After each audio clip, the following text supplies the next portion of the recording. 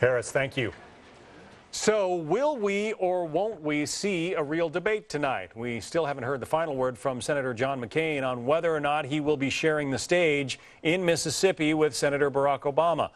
Earlier this week, the Republican vowed to suspend his campaign until a financial bailout deal is struck in Washington. Nonetheless, debate preps are well underway on the campus of Ole Miss for an event promising to lure a Super Bowl-sized TV audience. Let's talk about it now with Bill Salmon, Washington Deputy Managing Editor for Fox News. Are you making a prediction, Bill? I'm smart enough not to on this one. I'll go out there. This one is just, I honestly don't know. It depends on whether McCain can fashion a fig leaf to give him some political cover, because if he just, reverses himself and says, all right, I'll go to the debate after all, he will look very, very weak. He has got to say, well, now that, we've reached at least a tentative framework agreement, or maybe, the other thing is the Democrats could temporarily recess. And if McCain is left with nothing to do, down here and then, or up here, and then there's Barack Obama down in Mississippi, McCain's going to look dumb. So he's got to game this thing out and figure out how he's going to look in a few hours. Well, you probably just heard Harry Reid, the Senate Democratic leader, essentially blaming John McCain for the fact that the deal fell apart last night, but the deal had fallen apart before John McCain got to Washington, right? Yeah, there's a lot of blame to go around, and I'm telling you, and some of the accusations that I've heard are legitimate. In other words, the House Bill, Republicans... let me interrupt you. The McCain campaign is resuming all activities, and the senator will travel to the debate this afternoon. That is a breaking news item just crossing our news wires. He says he will, after the debate, he will return to Washington to ensure that all voices and interests are represented in the final agreement on this Wall Street bailout, especially those, he says, of taxpayers and homeowners. So, John McCain is going to be at the debate tonight. It just seemed like he had to be there. Don't you agree, Bill? I was just about to definitively and authoritatively predict that indeed he would go. No, I'm kidding. No, I think it was looking, obviously he felt that he would look foolish if there was no progress being made here in Washington. Barack Obama is ready to talk about foreign policy. And, Jim Lehrer, even the moderator, has said that he will, even though this is supposed to be about foreign policy, he will begin by asking about the bailout. I mean, you can't ignore the elephant in the room. So they'll be able to get the economy and foreign policy tonight.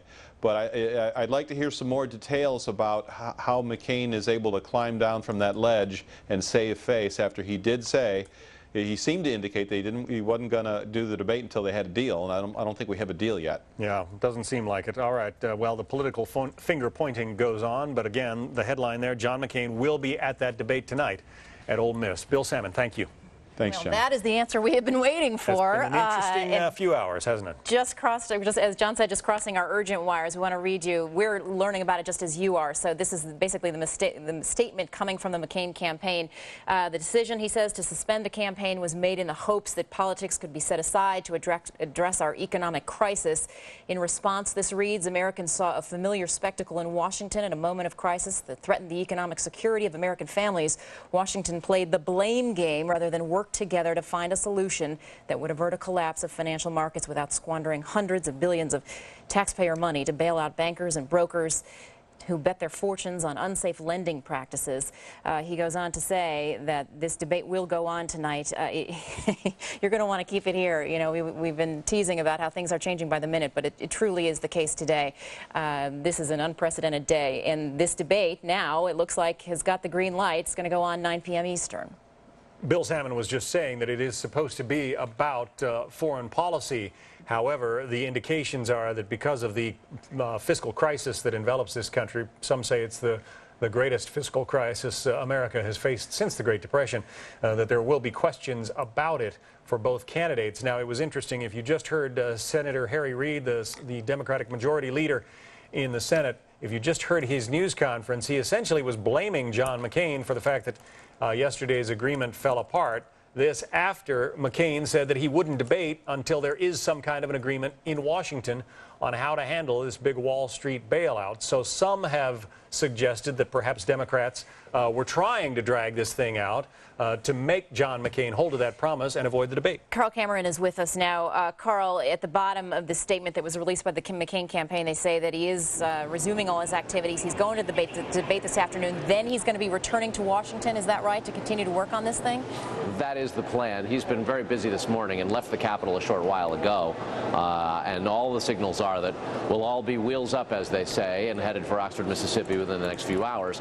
Senator McCain made the point all along that there wasn't a deal for the bailout, and that until such time as there was significant progress, he thought that going to the debate might be a bad idea. He never actually said he wouldn't go. He offered to Barack Obama that the two of them would not go, to stay in Washington to work on this. This morning, John McCain had meetings with John Boehner, the House Republican leader, with Mitch McConnell, the Senate leader.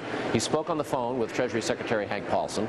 He spoke with the ranking Republican on the Senate Banking Committee, Judd Gregg, who was just on air a short time ago. And he spoke with a number of House Republicans about what their insistence is to improve the overall bailout proposals on the table right now and being worked through. They want a greater measure for insurance to act in this, as well as to have a greater emphasis on restructuring some of these bad loans.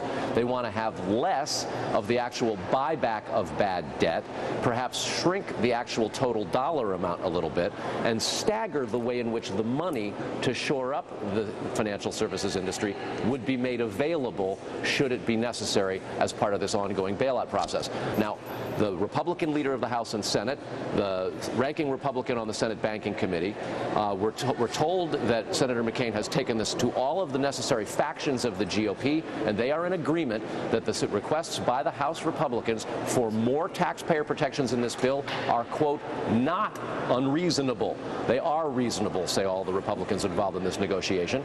And now it's about bringing Democrats on board with these greater taxpayer protections, and then Senator McCain can get on his plane and go to the debate, having done what he said he wanted to do 2 days ago. Bring the leaders together in Washington, at the White House and on Capitol Hill, and make this a better bailout proposal. Senator McCain has been arguing from the beginning that there's never been a deal, and that a 3-page document or a shorthand from the Senate Commerce Committee with a list of principles does not constitute a substantive proposal for what could amount to up to $1 trillion worth of federal bailout money. McCain will claim that his arrival in Washington brought all of this about, and now he'll be able to head off to Oxford, having done what he claims to have always done as a maverick in the Senate, as he likes to say. Bring Republicans who often don't get along together behind closed doors, get them all on the same page, and then bring Democrats from across the aisle in to meet with those Republicans and cut a deal. Well, Carl, give us your assessment